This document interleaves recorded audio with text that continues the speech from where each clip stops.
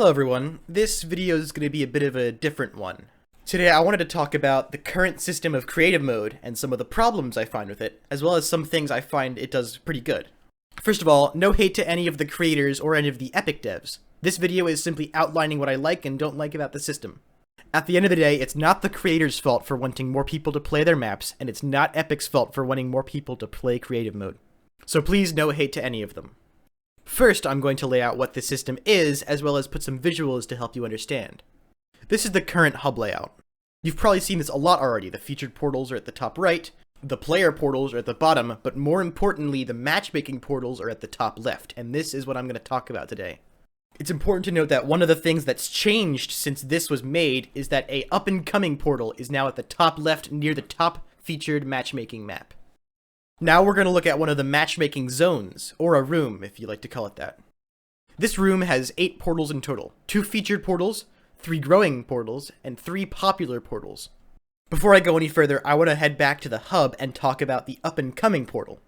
This portal is almost completely automated. It goes off of the spike of plays that a map has, and honestly it's kind of sporadic. So before I go all negative Nilly on you, I wanted to talk about what I actually like about this system.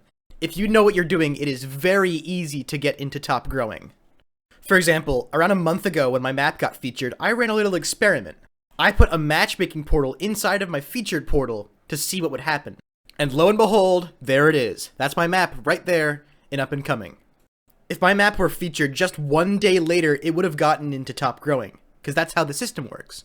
To any creators that might be watching my video, if you ever do get featured in the featured portals, I do recommend putting a matchmaking portal and seeing what happens for yourself. However, this exploitability with this system is also why I do not like this system one bit.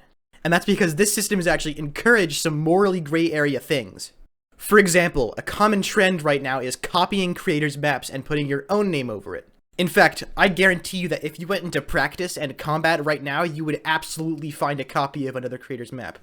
This is due to one thing, and one thing only: creative play. In layman's terms, I think this hub system would be perfectly fine if creative play did not exist. You see, the problem with creative play is that you basically just play the same 5 maps over and over again.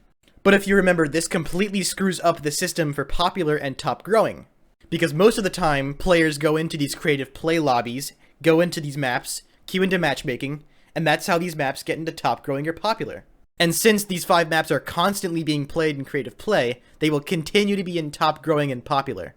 But if, for example, a creator made a copy of a popular box fights map and then put it into creative play, the players don't even know that it's a copy, they just think it's the original map. Then when they're prompted to go into a matchmaking portal, they enter it because they want to play with more players. And this is how these copy maps go into top growing and popular. And I honestly can't even blame the creators for doing this, because right now, this is the best way to get into top growing and popular. Now, what is the solution to this problem? In my opinion, I don't think any matchmaking prompts from creative play should count towards top growing or popular. This is because, fundamentally, creative play already matchmakes you with people. So it's kind of weird and clunky to have a matchmaking prompt in a mode that already matchmakes you with other players. Anyways, that's the end of the video. I hope you guys enjoyed. I'll see you next time.